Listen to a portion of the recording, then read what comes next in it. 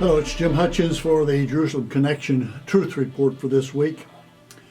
One of the issues that has surfaced with regard to the name of our God, the name of Yahweh, is this, and that is, why has that name not been universally recognized and exalted? Because that's what he said, Exodus 3:15, when he revealed his name to Moses, he said, "This is my name forever, this is my memorial name for all eternity." Why has that not been the case? Why is his name virtually unknown? As we've noted many times, the rabbis have told the Jews, no, you must not use that name. Out of deference, out of reverence for the name, you could be guilty of using the Lord's name in vain if you do, so don't use it. And so it's replaced with Adonai or Hashem or some substitute. And of course, when's the last time you heard the name Yahweh from an evangelical pulpit? Maybe never.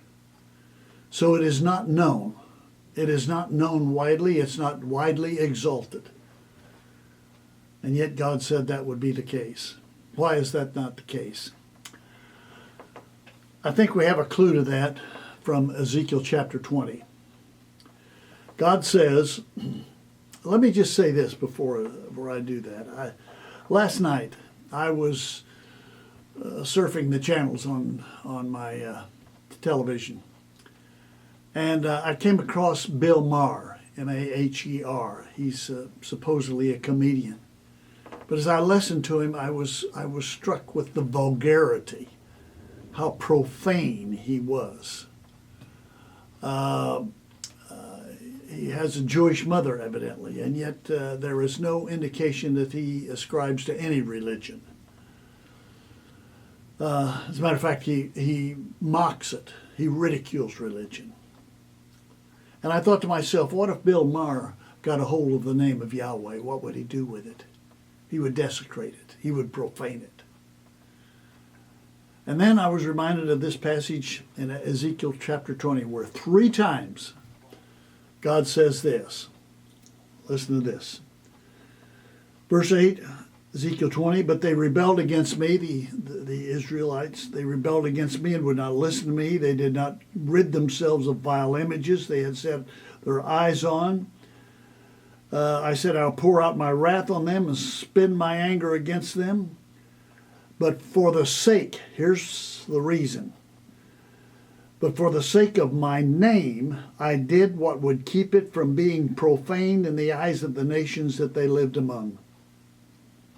For the sake of my name, I did what would keep it from being profaned. It says the same thing in verse 14. But for the sake of my name, I did what would keep it from being profaned in the eyes of the nations in whose sight I had brought them out. Verse 22. I withheld my hand for the sake of my name. I did what would keep it from being profaned. What did he do to keep it from profane? He just blocked it out. He let it be unknown. He kept it unknown. He kept it from being exalted. He kept it from coming before the people lest it would be profaned, because he knew it would be profaned. His people had already done that. And so his name is not widely known today. And yet, when we come to Ezekiel chapter 36, a change takes place. Listen to what God says. He says, I had concern for my name, my holy name, which the house of Israel profaned among the nations where they had gone.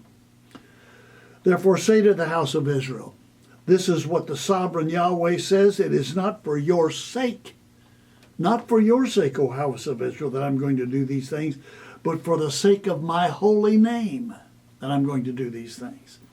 My name which you have profaned among the nations where you have gone. I will show the holiness of my great name. I'll do that. You won't. I'll do that. I'll show the holiness of my great name which you profaned among the nations, the name you have profaned among them. Then the nations will know that I am Yahweh. They will know that I am Yahweh, declares the sovereign Yahweh, when I show myself holy through you before their eyes. That's what's going to take place. And here's the sequence of events. Verse 24. I will gather you out of the nations. I will gather you from all the countries and bring you back into your own land. That's restoration. That has taken place. Israel's become a nation now. Jews are immigrating by the vast numbers as anti-Semitism increases. Jews are immigrating. He's bringing them back. That's the promise. Then he says this, verse 25.